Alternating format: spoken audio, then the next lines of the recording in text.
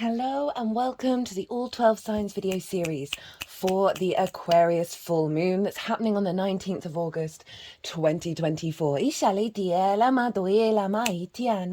My name's Chloe. I work with card divination, astrology, and as you just heard, and as you can see, I channel multi-dimensional energies through my body, both in the form of physical and vocal light language. All of this brings in healing, attunement, and activation codes to the messages that come through in these readings. As always, take what resonates, leave what doesn't.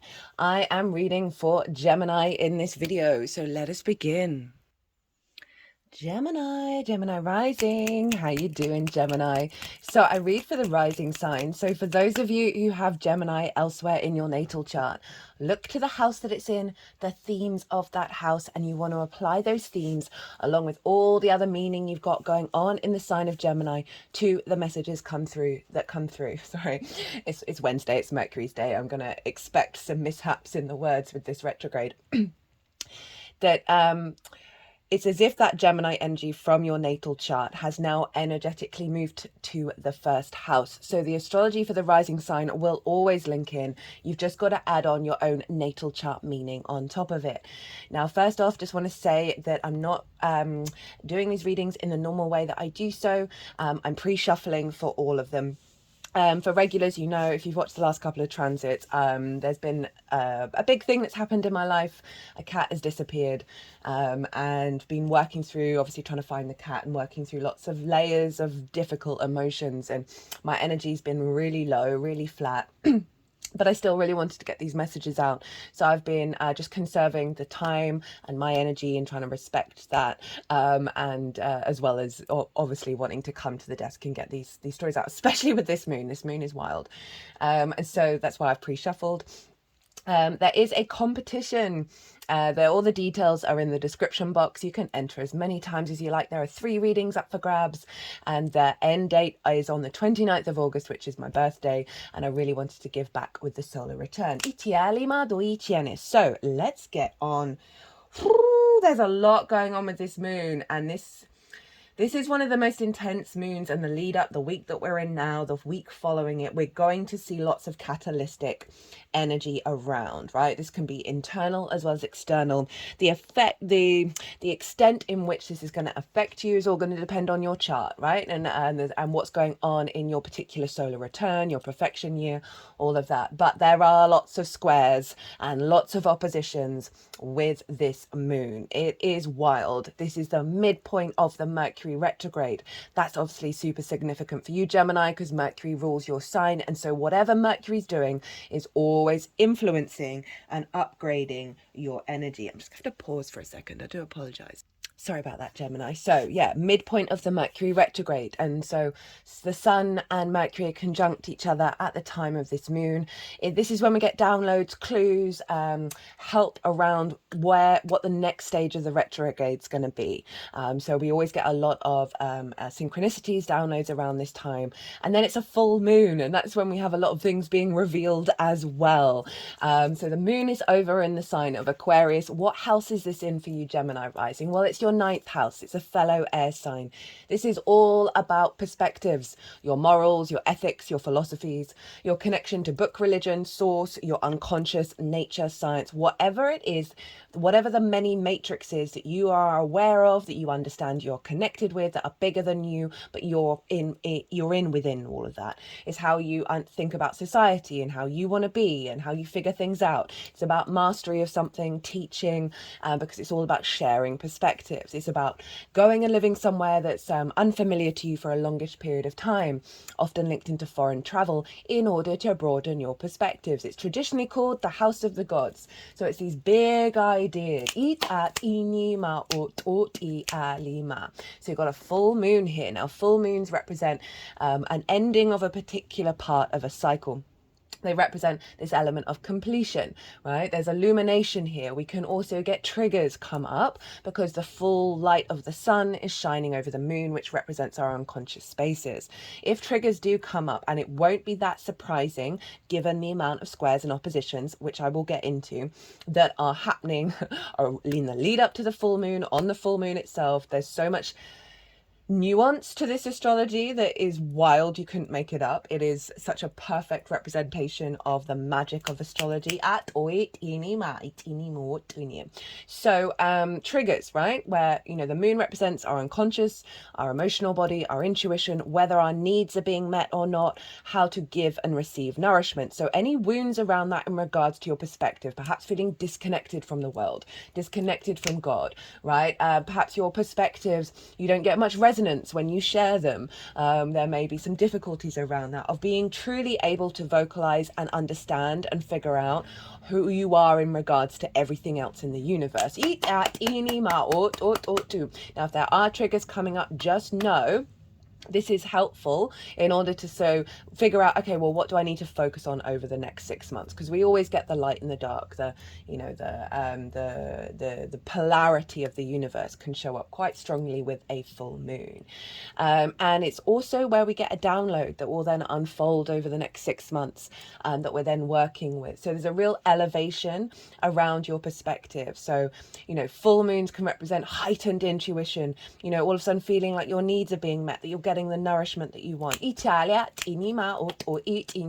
may be having great conversations with people. You may come across a perspective that just rings so true to your soul, and it's like a eureka moment, a bingo moment of ta-da. You might have a level of completion around mastering, of learning something, and therefore you broaden and deepen your perspective and go on to the next stage. For some of you, this might be about, you've instigated in the Aquarius new moon wanting to go on a trip, right? A long trip, and this is like the next stage of the plan being finalized, or you're going on that trip. So that's where the moon is. Where's the sun? The sun's over in Leo with Mercury. And this is in your third house, the house of the goddess. Right, this is where we bring that big picture perspectives into our day-to-day, how we find meaning in the day-to-day. It is our environmental frequency, your local community, things you do on a regular basis, the lens in which you communicate through, right? It's the flavor in which your communication comes out. And that's that Leo, that big-hearted energy. And this is also about short distance trips and schools. It's about learning things for the first time. Often wherever the sun is with the full moon, we get illumination about the journey that we've gone on. So this can be about communicating, connecting to others, and communicating those perspectives and then being well received. Or you're having a conversation with someone and you share something and they're like, oh, I like that idea. You may see a shift in your environmental frequency that's in alignment with this completion around perspective, right? Of feeling more connected, feeling more understanding your purpose in the world, right? And your perspective with that, which then is being highlighted by the fact you're bringing those perspectives into your day-to-day and finding a deeper resonance of meaning. This can feel an upgrade in the way that you communicate, the lens in which you communicate through. Maybe you've been really doing some deep dives about who are you, why are you here, and what's important to you, and you're now able to open that up in more resonance with the way that you communicate. Now, let's get into some hardcore astrology. So Uranus, over in the sign of Taurus, is squaring the sun and the moon. Pallas Athena, over in the sign of Scorpio, is squaring the sun and moon and opposing Uranus.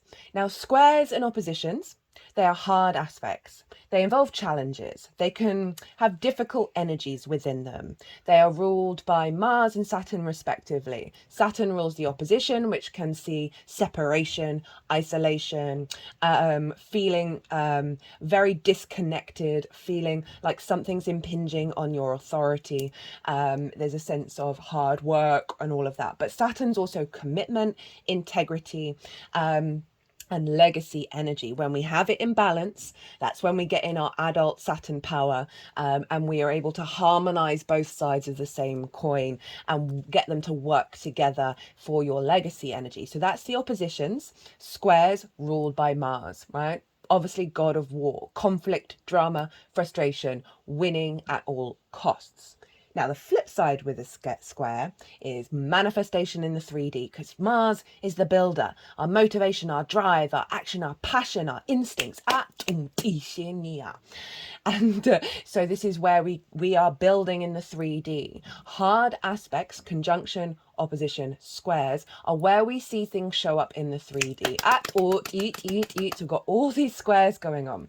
Now, Uranus in Taurus is in your 12th house, your hidden house, your house of mysteries, the unconscious spaces, right? And in those unconscious spaces can be trauma responses, limiting beliefs that lead to anxiety, depression, loss, grief, isolation, all of that good stuff, right? Underneath all of that is the magic of your soul. The 12th house can feel very, very personal to you, but not necessarily integrated in a way that it comes out in the rest of the chart. I always say do work on the 12th. It'll help integrate the whole chart.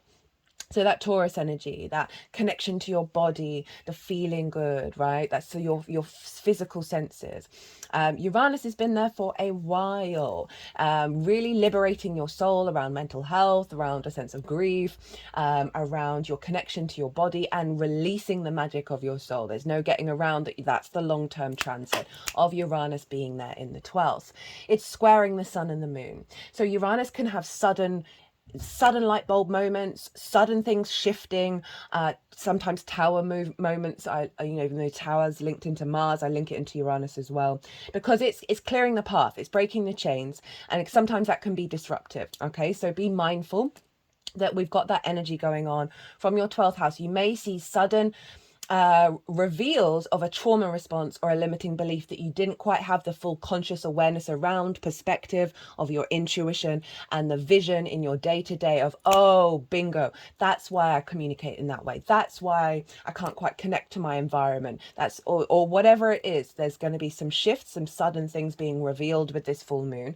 Now, what I love about this is Pallas Athena. She is an asteroid over in the sign of Scorpio. She's the saving grace of what's called a grand fixed cross, because we have all the fixed signs being activated. Now, she represents embodied wisdom and strategy. So we've got this very catalytic energy over with Uranus in squares to the sun and the moon. But Pallas Athena is over in your 6th house of the adult in the room. How you work itself, physical health, routines, co-workers, pets. She's making sure that these perspectives and the way that you communicate it, the way that you find meaning, the liberation of some wounds in the 12s, as well as the magic of your soul. She's making sure this is all in alignment with the trajectory of you being the adult in the room for yourself, i.e. really getting a kick out of work, really taking care of your vessel, making sure that you have healthy routines, helping you understand the way that you work, and then how to infuse that on the day-to-day and infuse that into your perspectives, right? This is really a very beautiful alignment that's serving your long-term goal, even if there may be some disruptive things kick off around this time.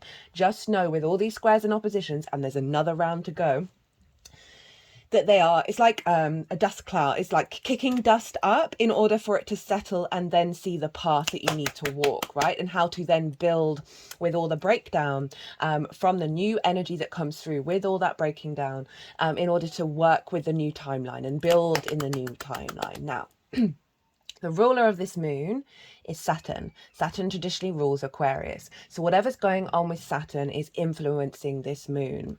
Now, Saturn is in Pisces, which is your 10th house of your career, your life purpose, your visibility, your reputation, right? The sense of bosses, right? People of authority, how the big outside world sees you.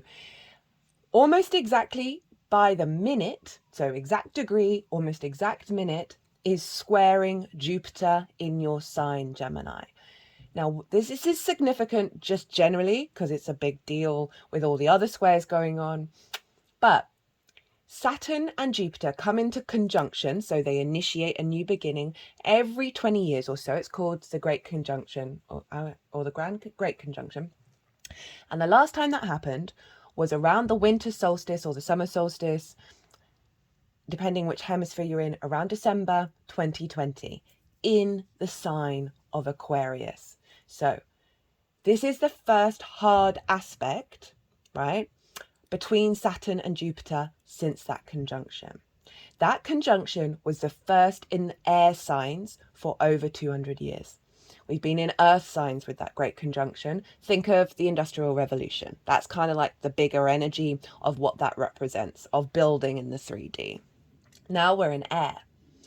And so we are now activating a new 200-year cycle of air conjunctions. So Saturn, Jupiter, first square, right? Can bring up conflict, can bring up some drama. But what it's really doing is showing you what you've manifested over the last nearly 4 years. So think what got initiated, what frequency, what universal truth got activated in around winter solstice, summer solstice, December 2020. And then the progress. Well, this is when we see progress of that initiation, as well as think of it as a cross-quarter moon, like half visible, half dark. This is the time when we then release the things that actually aren't going to work in the next part of the cycle. Big energy. They are the two gas giants. They are visible to the naked eye, the last two visible to the naked eye. They represent more social, longer term patterns and frequencies in your life, right? There's a collective reading, by the way, where I break all of this down in way more detail because there's so much going on. It's wild. It's one of the most intense periods of the year at Inia. So Saturn is squaring Jupiter in your sign, your first house, the house of self, how you embody yourself in your sun and your moon. It all depends if you've got a day or a night chart, which luminary is providing wisdom to your ascendant, the navigator. This is the lens in which you navigate the cosmic waters, that Gemini energy. It is your body, your sense of self, your character, and often how other people see you. Jupiter's there. Love that transit. You've got that for just under a year. I thoroughly recommend the Jupiter and Gemini transit series, simply because you're not going to have this in your first house for another 12 years. So if you want to tap into the energy and then magnify it, go check out that transit series. Jupiter in the first, really embodied wisdom in the way that you take action, right? An expansion of your understanding of self. Very, very powerful transit. Squaring Saturn in your 10th house of career and life purpose. So there's something about an activation and a building of your career, your life purpose, your visibility and reputation. Jupiter gives good publicity, so good publicity of self. Feeling better about yourself, more in alignment with your flow, with the long-term goals. Now, Mars is also in your sign, Gemini, and is also squaring Saturn. I happen to have Mars square Saturn in my natal chart. It's trust your instincts about the actions that you're taking as long as they're in alignment with your integrity. Otherwise, Saturn's going to put the kibosh on whatever it is that you're trying to do, because Mars is very independent, wants to go. Saturn is slower, more mature. And so there's an element of bringing these two together. So you've got this combination of Mars and Jupiter, your instinctive actions and motivations and drives, coming from the sense of self, from your embodiment of self, being expanded with wisdom in alignment to create with your life purpose. This is such a reading. Now, not only this, Venus is over in Virgo, a fellow mutable sign. So that Venus energy, she's in your 4th house of your roots and your foundations, right? Your ancestors, both blood and soul lineage, parental figures, roof over your head, private life. I like to envisage a tree in the natal chart. The roots are at the bottom in the 4th. The leaves that are searching for the sun are in the 10th, right? Of visibility. And in order to have balance, we have the branches extending into the self and the other. And we need healthier relationships with the other and with ourselves in order for us to truly expand and elevate. So Venus over in the 4th. You may just feel there's more grace, there's more ease, there's more support in your home life, in your roots and your foundation. She's making you feel good when you're at home. You may be having healthier conversations with feminine energies in your life. Or just like really enjoying that home life. And she's opposite Saturn in your career. Now, we can have an opposition where these two feel very far apart from each other and they feel very isolated. But the positive energy of this opposition is a real commitment to a holistic lifestyle, to feeling good and having fun in your home, in your private life, and also having the strength and maturity to expand into your life path, right? For some of you, having a home, living at home, doing all of that, excuse me, that is your life path, right? Career doesn't have to be it. But there's a real balance here of a holistic combination of existing, right? And it's all squaring Jupiter and Mars over in Gemini. Now, if you have anything in Sagittarius, which is opposite your sign, around 13 to 25 degrees, maybe a bit wider, but like the kind of around the midpoint of Sagittarius, you will then be activating a grand mutable cross. And like the grand fixed cross, which I didn't describe, this is when all the modalities of that of fixed being activated, mutable being activated. It can feel like you're being pulled in lots of different directions. The trick with a fixed with a grand cross is get in the center. When you're feeling overwhelmed and pulled in every direction, get in the center, meditate, clear your mind, do a little breath work, and then see what your instincts, see what clues come up about which area to focus on, because they're all going to want your attention. But the trick is to get back into the I am of it all, into your autonomy, and then see what you're guided to go to, because you're going to be able to then turn that into a generator. Right? And a generator of all those signs, really powerful.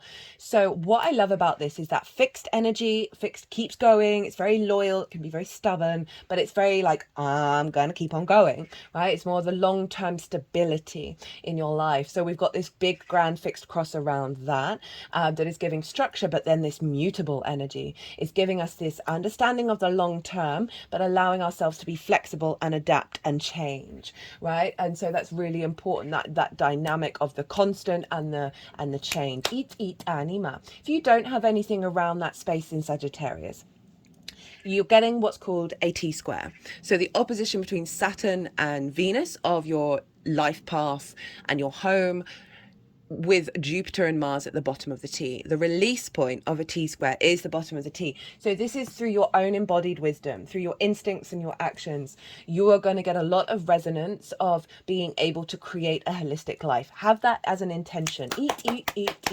Anima otuila. So big stuff, guys. Absolutely huge. Is there anything else that... I mean, there is other stuff in the astrology, but I think I'm going to leave it at that. So there's a real focus around your perspectives that influence your work and your unconscious and the way that you communicate, as well as because of that, because of this shift, you're then more in alignment with your soul's path, but also a very holistic, integrated lifestyle. So let's get on with the tarot.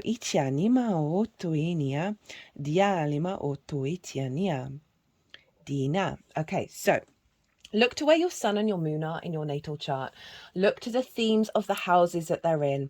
And you want to be aware that those themes are likely to show up around the full moon, as well as if you want to do any intention work, you can then tap into your intuition and see which themes you want to bring into then how you work with it. So this is what's being completed with this moon, right? Sort of what part of the cycle is coming to completion. And we have the Six of Cups, the King of Swords, hello Aquarius, and the Ten of Cups. And your reading's wild. I think it's probably one of the best readings, which is really interesting. I think Jupiter being in your first is having a well with this. So this is your ability to be at peace with the past, right? This is following the Five of Cups. This figure is in receipt of a cup, but there are now flowers growing out of that compost of grief. It's the biggest house in tarot, representing safety and security. There's something about appreciating and realizing every moment of your life there are no regrets. It's led you to this moment, which is giving you a level of emotional peace. So you've gone through a cycle of making peace with a lot of old patterns, a lot of old frameworks, a lot of perspectives, right? And this has helped you get into yourself, the King of Swords, like big Aquarius energy. You're finding clarity. You found clarity and truth around those perspectives, and kings take action. So you've been putting this new calmer frequency into action, right? Into reality. and being more sovereign in your nature, more mature in your nature, and more autonomous in your nature about your perspectives, and not letting them get distorted by perhaps other people's ideas. And this is led to one of the best cards in the tarot, which is the Ten of Cups. So because of this shift, because of this development, you're then now seeing it in your external field. Events that are matching this alignment, matching this frequency. So there's an element of, this is the nuclear family, but it can represent anything that's just external to you, that's showing up in your environment, that is in reflection of this strengthening of your perspectives. Your ability to be able to see this possibility, to see this unfolding, rather than perhaps being in that Five of Cups. I mean, really straightforward, really positive energy coming out of that. We have the Emperor at the bottom of the deck, which I'll get to. This is the download, right, that we're then going to be working with until the Aquarius new moon in Aquarius season. So this is the intention, the activation of what this full moon wants to bring you over the next 6 months. We have the Nine of Cups in reverse. We have the Ace of Swords, Ace of Wands, and the Chariot. This reading's wild. I'm going to pause, and I can feel this tickle. I do apologize. Hi, Gemini. Sorry about that. So, love this reading, and I know what's coming. Nine of Cups in reverse with the Ace of Wands, the Ace of Swords and the Ace of Wands and the Chariot. The intention of this moon is to help you release any blockages around being able to be internally grateful, in a state of abundance, in a state of inner alignment. So it's really interesting. You have the Ten of Cups, which follows the Nine of Cups, as something that you're seeing out in the world, right? But this very much feels like now, this full moon, this is about you integrating that observation of reality, right, rather than the old patterns, into your embodiment of self. Because it's in reverse with the Ace of Swords, of like seeking a new idea that isn't this, that puts this in the upright. This is, as I said, an inner alignment, an inner sense of joy about existing and confidence within yourself. So with that Ace of Swords, it's a new vision, a new frequency, divine inspiration coming in, and divine instinct, right? This is that fire, that Leo energy of not only this perspective coming in that is getting you into the Chariot and putting this in the upright, but it's also coming through in your instincts of that fire energy, of the way that you communicate, of the way that you find it, bring that meaning into your day to day, right? So we've got the Aquarius and the Leo energy. Really powerful two aces, big renewal energy, big offerings from the universe of not like a fresh slate, but an elevated state. And it feels like this is supporting the realignment of this fresh energy coming in, because then we have the Chariot.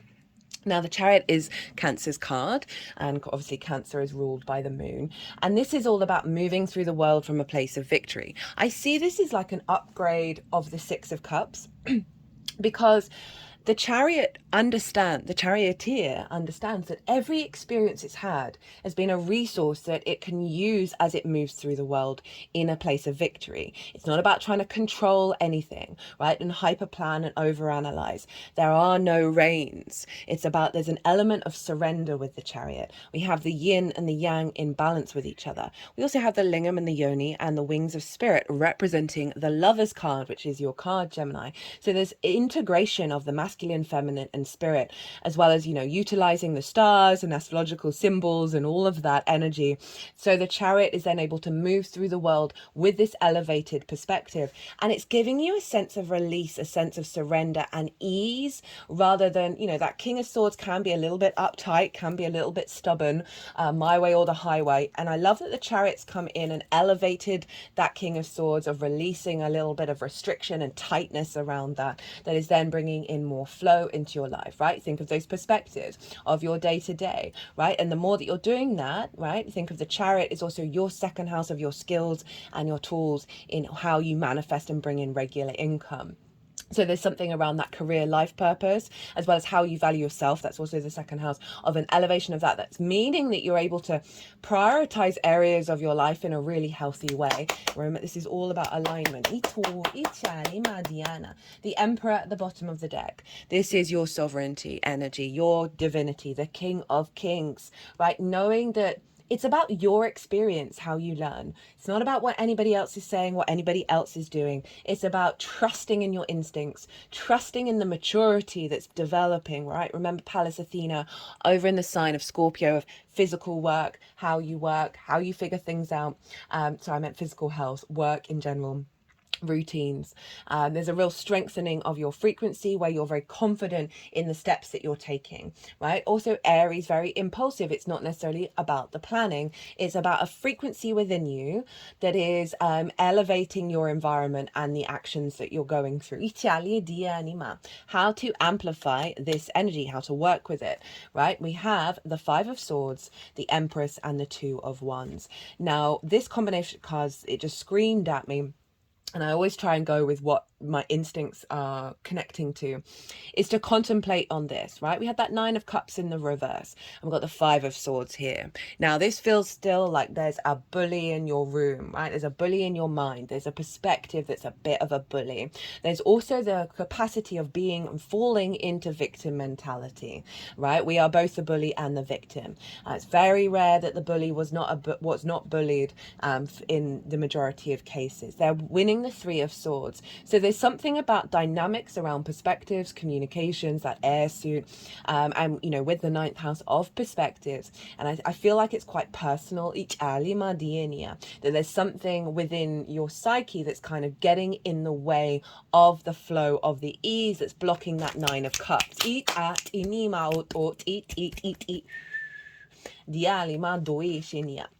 And with the Empress card, the Empress is Venus, right? And this is about creativity, fertility, enjoying the 3D realm, a sense of abundance, right? Of being able to create from abundance. And so Venus is saying, hey, let's look at this with this framework, right?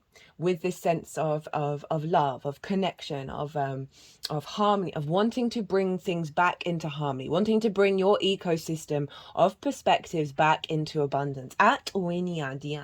So when these moments crop up, I want you to step into the Empress vibes, right? Rather than seeing the problem or the conflict, it's just saying, okay, well, how can I shift my perspective back into abundance, back into creativity and love and appreciation? So with all these squares and oppositions, it is likely that some difficulty is going to come up, right? But it is serving you to get more in your flow, less in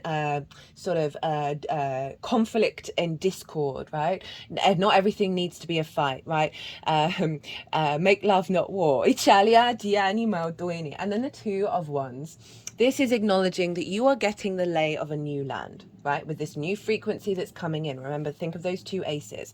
This figure, they're standing on a castle, they're in a really good position. So if you think of that Venus energy over in the sign of Virgo, right, of you feeling good at home. And also Virgo's very hyper analytical, of you being, I love Venus in Virgo, even though she's deemed to be in her not so favorite place. She's the Nine of Pentacles. She's the ability to facilitate and observe the 3D realm and facilitate action that helps create flow in your life, right? So this Venus in Virgo is helping you reflect in your home space and be in awareness of the unfolding of the environment and getting to understand this new environment. And then really, this is about long-term manifestation. It can be a little bit restless because you want to start, you want to go. But this is really saying this is about going within and observing your responses, and then watching how, when you get into the Empress mode, how your environment is shifting and changing. I feel like the environment's shifted. It's just you're playing catch up. Now, and you've got the Emperor and the Empress. So going back to the lovers, the divine, masculine and feminine within yourself, coming into a state of union. Super powerful. Right, we've got two oracle cards. We have 22, Fool's Embrace, Transmuting Pain. 38, Many Masks, The Authentic Self. Italia di anima. Di scenima di atiania. So, Transmuting pain, allowing life to love you, and the experience of both and. The pain of life is sometimes unbearable. When we're in it, we think that pain, that loss, that betrayal will always be woven through our continuity of existence. We're kept hostage by the way we identify with the pain and what we make it mean. If we let it, it becomes etched into us like a tattoo. No matter where on the spectrum of pain you find yourself now, whether it be mild disappointment or searing loss, it's time to make peace with it. Befriend it rather than resisting it, running from it, or judging it as bad or unfair or hostile. Can you see the gift that is here? Surrender to the fool's embrace, allowing the truth to envelop you in love and compassion. What if you could learn something amazing from this? What is truly yours will not pass you by. Something better and perfect for you is waiting elsewhere. If you could come to terms with the liberation and freedom inherent in loss, your broken heart might open you up to a greater sense of humanity and compassion. As in the narrative of the tarot, the fool will be at the beginning of your life's adventure and at the end when you've integrated all the wisdom you've accumulated along the journey. He will never let you down or lie to you. He will, however, teach you how to revel in both the beauty and the desperation of life. Both and, this and that, will always be true. Remember, the pearl cannot be created without the gritty sand causing discomfort and acting as a catalyst in the oyster. Your pearl is discovered in radical acceptance that everything has value. All is well now and will be well. Remember that today as you feel the fool's embrace. Now that is summing up that 10 of Cups, the frequency showing up in your reality, but that 9 of Cups being in reverse as what this moon is sorting out, that you don't quite trust it, you don't quite believe it, and the process to get there is to honor the this and that, is to honor the unfolding, right, of that, of the pain that you're transmuting, that 5 of Swords, of befriending it, the Venusian energy, and then being in awareness of this new frequency and this new lay of the land where you're able to ebb and flow with the polarity of existence. I mean, Gemini, that is kind of your vibe, right? Itui la dienia. But there's obviously something quite core blocking that with that 9 of Cups in reverse. Itiala, because your whole spread is really quite very, I mean, I think it's one of my favorites so far. So many masks, the authentic self, energizing internal allies, a conscious shift. We live in a world where everyone we see wears a mask. We wear these masks to cover up and protect who we really are. We learn to do so because we've been conditioned to try and appear a certain way to fit into society. Masks allow us to belong, so we remain within the confines of what is expected. Just had a flash of the Uranus over in your 12th, right, with that Pallas Athena, of really being able to be in observant of that 5 of Swords coming up from the unconscious, and then being able to transmute that, you know, transmuting the pain, very scorpionic, that then serves like the way that you understand the way that you work and being committed to yourself. That's really going to sort of elevate your experience and get you into the Emperor. Italia di animo otoela. Masks allow us to belong, so we remain within the confines of what is expected. Masks are not inherently bad. Rather, they provide context and structure for our personalities and soul's expressions. Some of us might believe that a particular mask, fixed and hardened onto us, is our permanent face. There's that liberation of some fixed energy there. We forget that we are living beings with a multitude of faces, enabling us to experience a fuller, more vibrant world. Your authentic essence doesn't want to be constrained by others' expectations anymore. Now is the time to strip away the mask you've accepted and discover who you really are. A new self is emerging and your perception changes as you adopt new ways of being. Oh, this is just so summing everything up. I love it. Right now, it's really important to allow yourself to experiment, to experience the world in all its myriad potentials and possibilities. Try on different masks and let yourself be fluid and curious. How will you know what you love and what you resonate with if you don't take off the mask you've always worn and test drive some new ones? Your authentic essence will never change. change. It will only express itself differently through these optional selves. Through trial and error, you discover more and more about who you want to become. What would it feel like to explore this side of you? Anything is possible if you're willing to open up your potential. You truly can move beyond the barriers that society has set. Use your imagination and step into the magic. Ooh, Gemini. Love this for you. Love this reading. If this resonated, don't forget to hit that like button. It brings me a lot of joy, as well as obviously helps the algorithm. There is a competition. All the details are in the description box, and you can enter it as many times as you like. Other than that, Gemini, be good to yourselves, be good to those around you, safe travels, and be well until we meet again.